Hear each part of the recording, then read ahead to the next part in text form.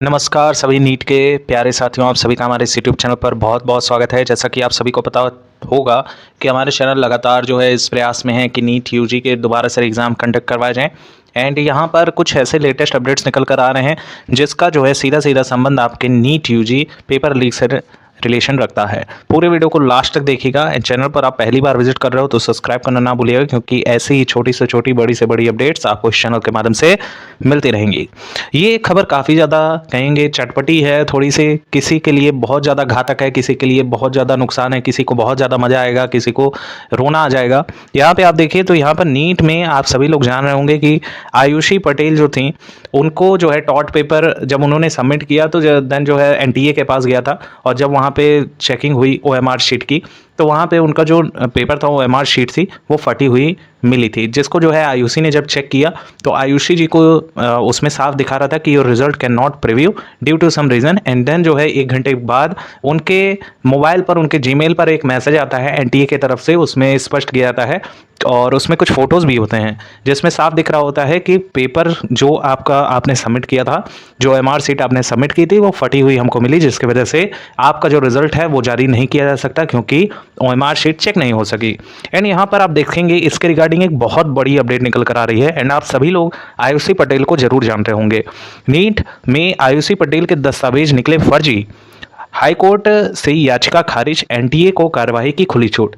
बहुत ज़्यादा यहाँ पे कहेंगे दुख भरी खबर है आयुषी जी के लिए कि यहाँ पर अब एनटीए इन पर कार्यवाही करेगा। और यहाँ साफ तौर पे हाईकोर्ट जो है स्पष्ट कर दिया है, एनटीए को खुली छूट दे दी है। एंड यहाँ पर देखिए तो लखनऊ की नीट छात्रा आयुषी पटेल ने फर्जी दस्तावेजों के आधार पर हाईकोर्ट में याचिका दायर की थी। हाईकोर्ट ने याचिका खारिज कर दी है। कोर्ट ने कहा कि राष्ट्र एजेंसी कार्यवाही की खुली छूट है। हाइलाइट्स में देखें तो लखनऊ की नीट छात्रा आयुषी पटेल की याचिका हाईकोर्ट में खारिज। आयुषी पटेल ने फटी हुई ओएमआर शीट भेजने का दावा किया। पता चला कि आयुषी ने हाईकोर्ट में फर्जी दस्तावेज लगाए थे। यानी कि अगर देखा जाए तो कहीं ना कहीं अगर ये छात्रा गलत हैं तो ये बहुत गलत बात है। आप सीधे सीधे ऐसे एजेंसी को टारगेट कर रहे हो जो जिसके बारे में आपको फुल्ली नॉलेज नहीं है। एंड एनटीए ने गलत काम किया है, वो इनिशियल प्रोसेस है और उनके तरफ से ऐसी गतिविधियां हुई हैं तो वो उस पर सुधार भी कर रहे हैं। लेकिन आप अगर ऐसा आरोप डायरेक्टली लगा रहे हैं तो कहीं ना कहीं ये गलत बात है। और अगर यहाँ पर देखें तो लखनऊ नीट यूजी परीक्षा परिणाम 2024 को लेकर विवाद खत्म होने का नाम नहीं ले रहा है। लखनऊ की नीट स्टूडेंट आयुषी पटेल ने राष्ट्रीय परीक्षा एजेंसी पर और आरोप लगाया था कि एनटीए उसका परिणाम घोषित करने में विफल रही और उसकी ओएमआर उत्तर पुस्तिका फटी हुई पाई गई। आयुषी ने इसको लेकर इलाहाबाद हाईकोर्ट में याचिका दायर की थी जो खारिज हो गई है। एनटीए के दस्तावेजों को देखने के बाद हाईकोर्ट ने पाया कि आयुषी पटेल की कूट रचित दस्तावेजों के आधार पर याचिका दाखिल की गई थी। हाईकोर्ट ने एनटीए को इस मामले में कार्रवाई करने की भी खुली छूट दे दी है। अगर हम कहें तो कहीं ना कहीं यहाँ पर हो सकता है कि आयुषी पटेल सही हो सकता है कि यहाँ एनटीए सही हो अपनी जगह पे, हो सकता है हाईकोर्ट ने कुछ गलत चीज़ें वहाँ पर देख ली हों। अब जो भी है यहाँ पर इनिशियल मामला है, लेकिन अगर एक स्टूडेंट, एक साधारण सी स्टूडेंट ऐसा काम करती है तो यहाँ पर स्टूडेंट गलत है। लेकिन हर चीज़ का दो पक्ष हो सकता है आयुषी सही हो और बड़े जिसके पास पावर होता है वो आसानी से दूसरे को डोमिनेट कर सकता है। तो यहाँ पे जो एनटीए है उसके पास ज़्यादा पावर है इन कंपेरिजन टू आयुषी को लेके। तो अभी भी यहाँ पर हम सभी को ये बात नहीं पता है कि आयुषी गलत है या एनटीए गलत। हालांकि एनटीए के द्वारा बहुत से मिसमैनेजमेंट किए गए जिसमें 24 लाख से भी ज़्यादा अभ्यर्थी जिस एग्जाम में पार्टिसिपेट करते हैं उसका पेपर लीक हो जाना और सिर्फ 1563 कैंडिडेट का दोबारा से री एग्जाम कंडक्ट करवाना एंड 2800 से ज़्यादा कैंडिडेट यहाँ सस्पेक्ट में आना। तो कहीं ना कहीं यहाँ पर जो गलती है एनटीए की ओर ही इशारा करती है। एंड अगर देखें तो आयुषी पटेल की याचिका पर सुनवाई करते हुए हाईकोर्ट ने एनटीए को सभी दस्तावेज जमा करने के लिए कहा था। आयुषी को नीट परीक्षा में 720 में 355 अंक आए हैं। आयुषी का आरोप था कि पहले एनटीए ने उनका रिजल्ट रोक लिया था, फिर जब उन्होंने ईमेल किया तो एनटीए ने फटी हुई ओएमआर शीट उसे मेल कर दी। आयुषी पटेल ने इसका पूरा वीडियो बनाकर शेयर किया जो सोशल मीडिया पर वायरल हो गया। मामला इतना आगे बढ़ा कि कांग्रेस नेता प्रियंका गांधी ने भी इस मुद्दे को उठाया। अगर देखें तो आयुषी ने गलत रजिस्ट्रेशन नंबर बताया अधिवक्ता। यहाँ देखिए इतनी बड़ी संगीन तरीके का अगर आप कार्य करते हैं, कोई भी जो भी ये वीडियो देख रहा है, तो कहीं ना कहीं आप बहुत ज़्यादा दिक्कत में फंस सकते हैं इन आने वाले फ्यूचर में। केंद्र सरकार के वरिष्ठ अधिवक्ता ने बताया कि नीट 2024 में कोई धांधली नहीं है। याची आयुषी पटेल ने धांधली का गलत दावा किया है। आयुषी ने आवेदन का जो रजिस्ट्रेशन नंबर अपना होने का दावा कर रही थी वह गलत था।